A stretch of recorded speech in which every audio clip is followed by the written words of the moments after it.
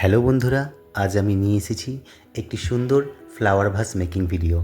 আর এই flower vase তৈরি করতে গিয়ে প্রথমেই আমি নিয়ে নিলাম দুটো খালি কন্টেনার। একটি কন্টেনারের মাথার ওপর দিক থেকে আমি কিছুটা কেটে নিলাম, তবে সাবধান, কারণ আমি এই কন্টেনার কাটতে গিয়ে আমার আঙুল কেটে বসেছিলাম আর রক্ত এতটাই বেরোচ্ছিল যে ব্যান্ডেডে সেটা থামাতে পারিনি, তাই আমাকে ব্ল্যাক টেপ জড়িয়ে কাজ করতে হয়েছিল।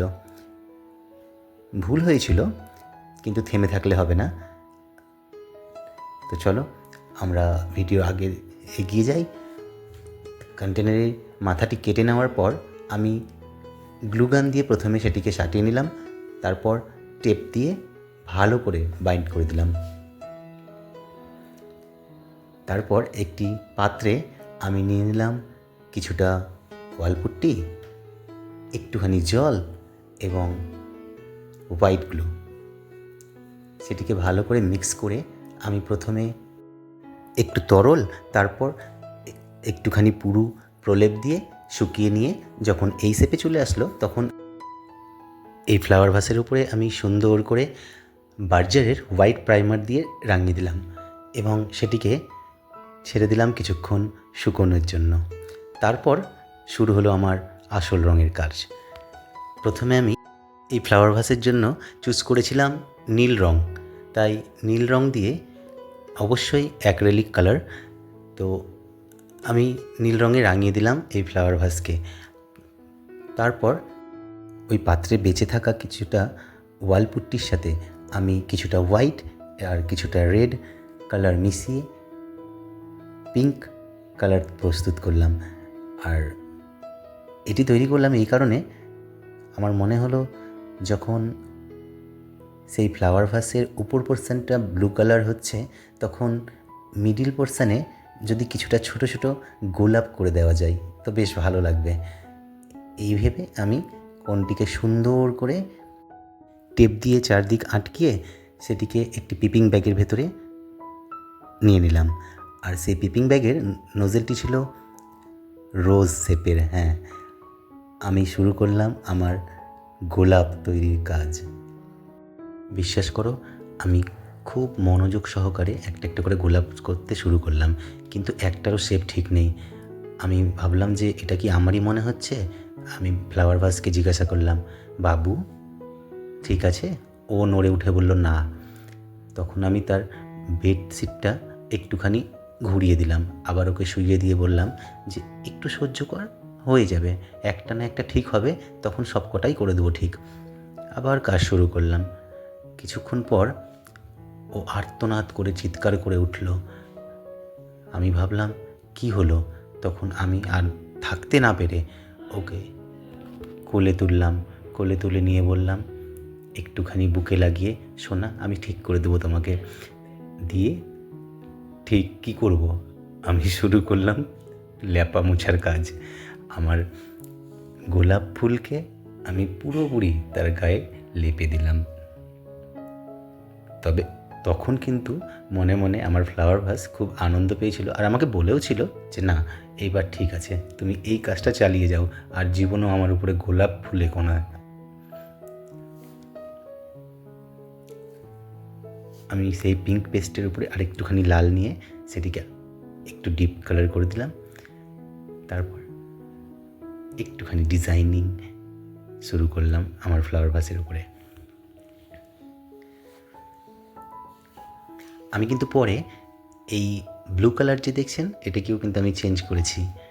আমার মনে হলো যে ব্লুর জায়গায় যদি ব্ল্যাক হয় তাহলে বোধহয় বেশি ভালো হয়।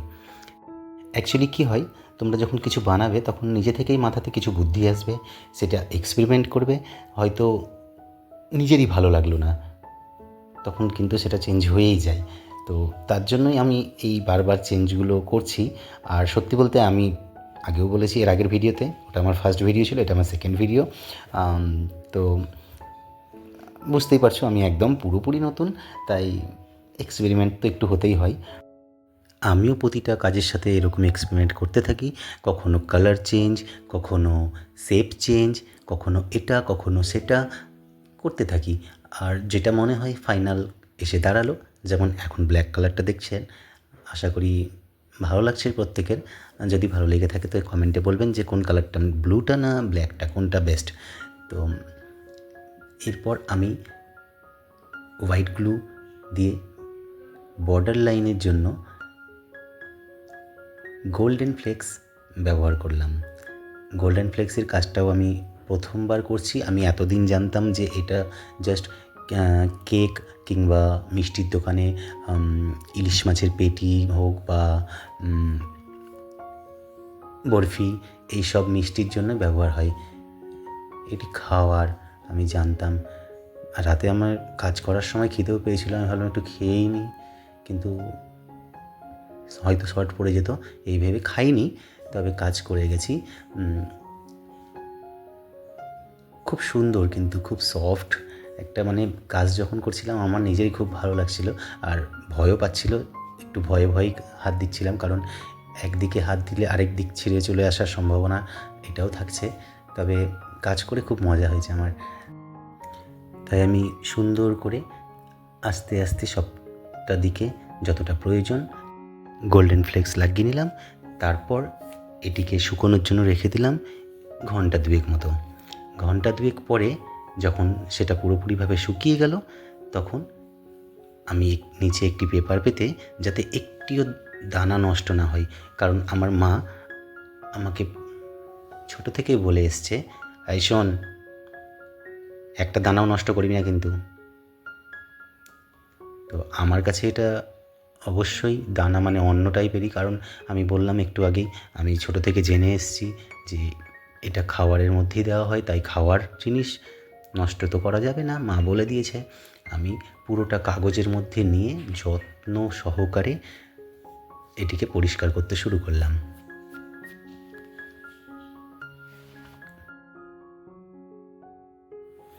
পরিষ্কার হয়ে যাওয়ার পর আমি নেক্সট স্টেপের জন্য এগোলাম।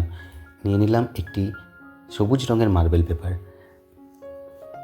এটি ফ্লাওয়ার ভাসের যে ফ্লাওয়ার্স আমি তৈরি করব, তাতে পাতা এবং স্টিক তার জন্য আমার অনেকটাই হেল্প করবে। আমি প্রথমে গোলাপের স্টিকের জন্য সুন্দর করে মাপ বরাবর কাট করে, আমার প্রয়োজন মতো কাট করে আমি এটিকে স্টিক তৈরি করলাম,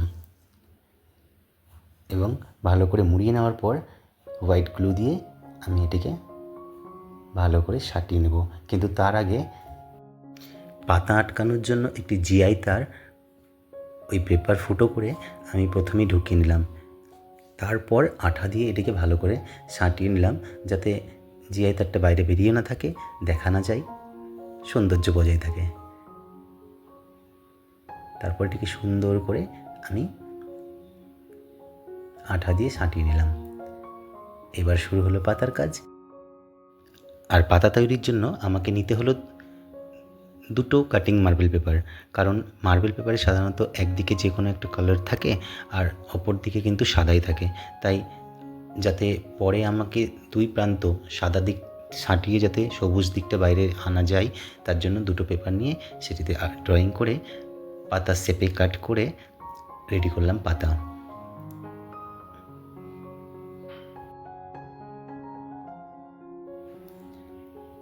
তাহলে আমার ফাইনালি স্টিক আর পাতা এবারে কমপ্লিট। এবারে ফুল আটকানোর পালা। ফুলটিকে আটকানোর জন্য যেটি গোলাপ ফুল আমার আগে থেকে তৈরি করে রাখা আছে কিছুটা, তো সেই ফুলকে আটকানোর জন্য আমি এই স্টিকের মাথার উপরে কিছুটা টিস্যু পেপার সুন্দর করে আঠার সাহায্যে লাগিয়ে নিলাম। তারপর শুরু হলো আমার ফুলে সেই স্টিকের সঙ্গে জোড়া লাগানো। দেখুন তো কেমন হয়েছে। এবারে ডেকোরেটিংয়ের পালা, ফ্লাওয়ার ভাসের সৌন্দর্য আরও বাড়িয়ে তোলার পালা। আমি এর আগের ভিডিওতে দিয়েছিলাম কিভাবে ফুল, গোলাপ ফুল তৈরি করতে হয়। যদি এই ফুলটা দেখে ভালো লাগে তো ভিডিওটি দেখবেন।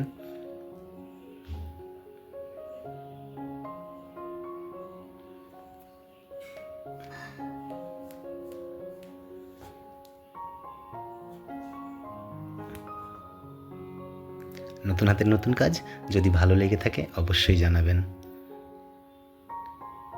টাটা, আবার দেখা হবে নেক্সট ভিডিওতে।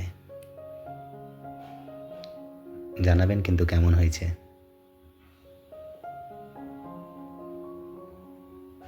তাহলে এখনকার মতো আসি। সকলে ভালো থাকো, সুস্থ থাকো, সুখে থাকো, খুশি থাকো সবসময়। রাধে রাধে।